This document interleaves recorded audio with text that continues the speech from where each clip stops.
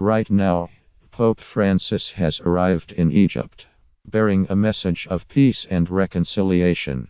The country is under a state of emergency after suicide bombings, attributed to Islamic State militants, killed at least 44 people in Coptic Christian churches on Palm Sunday. It is Francis' 18th trip outside Italy in the 4 years of his papacy, and his 7th to a predominantly Muslim nation. He is the second pope to visit Egypt, after Pope John Paul I, who went to Cairo and Mount Sinai in 2000. The Pope's day is packed with symbolically powerful and diplomatically delicate encounters. He will lend his support to Coptic Orthodox Christians who have endured persecution and violence, reach out to Muslim leaders and meet with President Abdel Fattah el-Sisi, who came to power after a 2013 coup.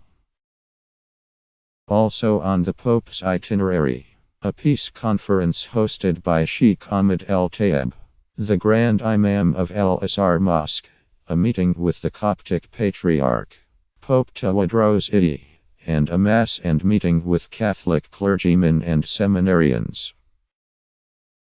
Tight security and empty streets reflect a nervous air. Cairo wore a deserted air Friday morning, with little sense of the public anticipation that preceded the 2000 visit by John Paul. White-clad police officers and intelligence officials carrying radios stood guard over a major bridge that crosses the Nile. Soldiers wearing balaclavas sat on armored vehicles at the intersection of deserted streets. Traffic was light, with many cairns apparently deciding to stay at home. The weekend starts on Friday, or away from districts that Francis will be visiting. The tight security is largely a reflection of the nervous security situation, following a spate of recent Islamic State attacks on Christian churches. But it also reflects a deep-seated antipathy toward mass public gatherings by the Sisi government, which has outlawed public protest. Demagogic populism does not help cause of peace. The Pope invoked Egypt's glorious history as an ancient cradle of civilization to argue on Friday. The delivery of a more peaceful future required a new civility, appreciated differences, resisted the violent path of close-minded absolutism, and condemned extremists who camouflage terror in religious language. An education in respectful openness and sincere dialogue with others, recognizing their rights and basic freedoms, particularly religious freedom, represents the best way to build the future together. To be builders of civility, the Pope said in a speech at a conference hosted by Al-Azhar, perhaps the most influential center of Muslim learning and religious formation in Sunni Islam. For the only alternative to the civility of encounter is the incivility of conflict. As the center's influential Sheikh Tayeb sat beside him on a stage decorated with minarets, Francis said, more attention needed to be paid to educating the young to counter effectively the barbarity of those who foment hatred and violence, and warned that evil only gives rise to more evil, and violence to more violence. In a decentralized Muslim world, the Pope's speech and his continuation of a dialogue with Sheikh Tayeb provided Muslims with a high-profile counterpoint to the radical language coming from extremists. Al-Azhar forms many of the Sunni world's imams, and oversees the education of millions of Egyptian children and college students. This is a big moment in Catholic-Muslim dialogue, said the Rev.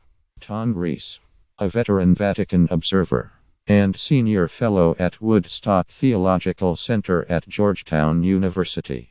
Everybody in the Muslim world is going to know that this has happened. To have the Pope speaking of Islam as a religion of peace especially after bombings of Coptic churches during some of the holiest days on the Christian calendar, resonated with millions of Muslims. Father Rees said. He noted that in a time of antagonistic language toward Islam, Francis is being very countercultural in some ways. He is almost the lone voice on these issues. In a speech at times blunt and other times thick with imagery, the Pope said, better cooperation by the two religions could lead to a new generation refreshing an environment poisoned by the one. Young people, like well-planted trees, can be firmly rooted in the soil of history, he said, and growing heavenward in one another's company, can daily turn the polluted air of hatred into the oxygen of fraternity. Perhaps calming the concerns of conservative Catholics worried the Pope would drift too far in his search for a Muslim interlocutor with real power. The Pope made a point to emphasize that respect for one's own identity and religious formation was a critical step to having the courage to accept differences. It would help the two faiths walk together not as enemies but as fellow travelers. Francis also used Mount Sinai, or the Mount of the Covenant in biblical language, where tradition says Moses received the Ten Commandments, as a powerful symbol for what he hoped would be a new and urgently needed covenant between the religions. He reminded that chief among the commandments was thou shalt not kill, and spoke against the proliferation of arms. What is needed today are peacemakers, not fomenters of conflict, he said. Firefighters and not arsonists. Then, in what seemed to be a critique of political Islam, Francis warned against the risk of religion being absorbed into the administration of temporal affairs, and tempted by the allure of worldly powers that in fact exploit it. He added, as religious leaders, we are called, therefore, to unmask the violence that masquerades as purported sanctity. We have an obligation to denounce violations of human dignity and human rights, he said. During his speech, Francis made a reference to St. Francis of Assisi and his visiting of Sultan al-Kamil of Egypt to promote civility even as crusaders sought to gain control of the Nile. Alberto Melni, the director of a liberal Catholic research institution, the John Sciatti Foundation for Religious Studies in Bologna, said that in the days leading up to the speech, Francis repeatedly made reference to the saint's visit centuries ago, and saw his own mission in a similar vein. Saint Francis asked for his brothers nothing but the possibility to live amongst them, said Mr. Melni, arguing that the Pope was essentially asking the same of Sheikh Tayyib. But Francis, while aware of the historical aspect of his visit, clearly seemed to be pointing his message at the world powers today. In a time where anti-establishment forces are gaining in Europe and the United States, the Pope seemed to have a sharp message. Western leaders who have found electoral support in antagonizing Islam, demagogic forms of populism are on the rise. These certainly do not help to consolidate peace and stability, he said. No incitement to violence will guarantee peace, and every unilateral action that does not promote constructive and shared processes is in reality a gift to the proponents of radicalism. A host with little tolerance for dissent. Among the many tightropes Francis will have to walk is the woeful human rights record of his Egyptian host. Mr. Sisi has enjoyed loud support from Egypt's main Christian leaders, led by Tewodros, for his tough talk about Islamic extremism. But Mr. Sisi's strongman methods minus mass detention, stifling free speech and rights groups say torture and extrajudicial execution by security officials. Stand is stark contrast to Francis. Message of peace. Mr. Sisi further entrenched his power on the eve of Francis' visit by signing into law new measures. Allow him to appoint the country's top judges. The law was rubber-stamped on Wednesday by Parliament, which is stuffed with Sisi supporters. And critics saw the law as the latest effort in Mr. Sisi's drive to marginalize even the mildest critics. An embattled Christian community. In the early centuries of Christianity, Egypt had a Christian majority. But in the 20th century, the collapse of the Ottoman Empire, 2 world wars, and the rise of the pan-Arab nationalist Gamal Abdel Nasser contributed to an environment in which some Coptic Orthodox Christians felt endangered and began to leave. Egypt, a country of about 90 million, is overwhelmingly Sunni Muslim today. An estimated 10% of the population is Christian, nearly all of whom belong to the Coptic Orthodox Church. A vast majority of the Jewish community, who once numbered in the tens of thousands, left in the mid-20th century. Muslims and Christians live peacefully in much of Egypt, and the country's richest family, headed by a telecommunications magnate, Naguib Sawiris, is Orthodox Christian, but an ugly strain of sectarian prejudice runs the society, backed by discriminatory laws, which has at times led to violence. The worst trouble tends to occur in rural areas with large Christian populations, where Muslim mobs burned homes and attacked Christians as recently as last month. Christians complain that, when clashes occur, officials nearly always side with Muslims. More worrying still is the specter of attacks by militants. After Mubarak's fall. After the Arab Spring, Christians pressed for a secular, democratic state that would better protect minority rights.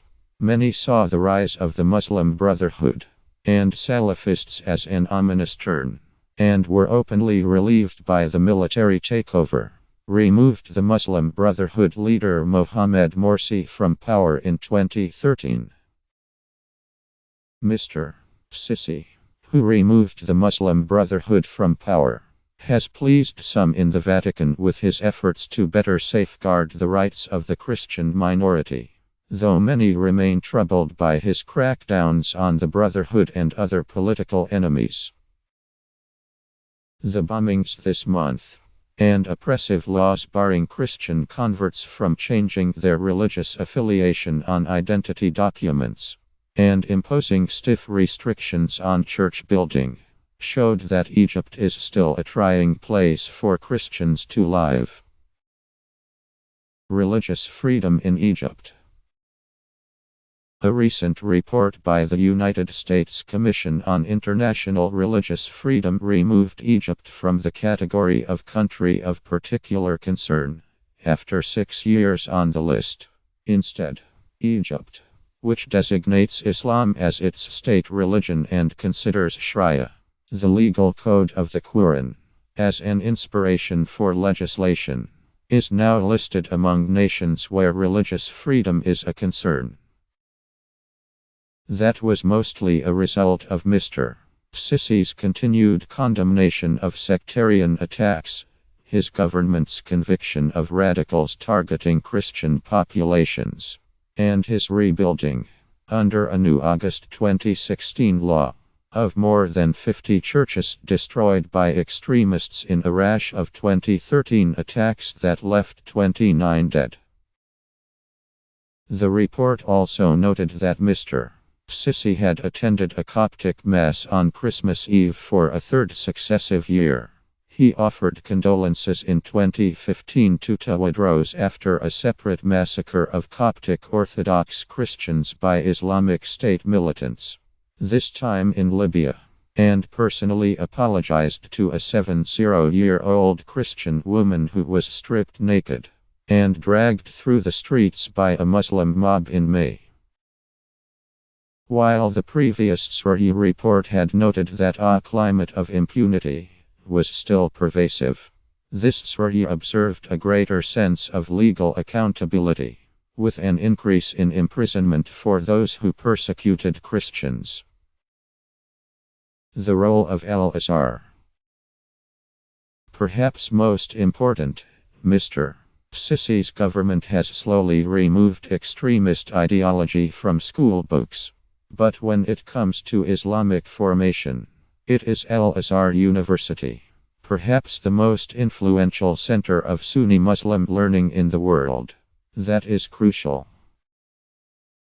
The university has said it would reassess the language in its textbooks and has made improvements. According to the Religious Freedom Report, in May, its Grand Sheikh visited Francis in the Vatican, a visit the Pope is reciprocating with his appearance at a conference on peace organized by the university on Friday. Al-Azhar trains a vast number of the Muslim world's imams, and has oversight over more than 2 million children, and an additional 400,000 university students around the country. Mr. Sisi's government, which has tightened its grip on Muslim religious institutions, funds Al-Azhar and pays the salaries of many clerics. In February 2015, an Egyptian court upheld a decree asserting only graduates of Al-Azhar could preach in mosques, whether licensed or unlicensed. All Friday sermons are required to follow government-approved content. Mr. Sisi's efforts to exert tight control over the affairs of Al-Azhar are resented by many clerics, and have been a source of some tension.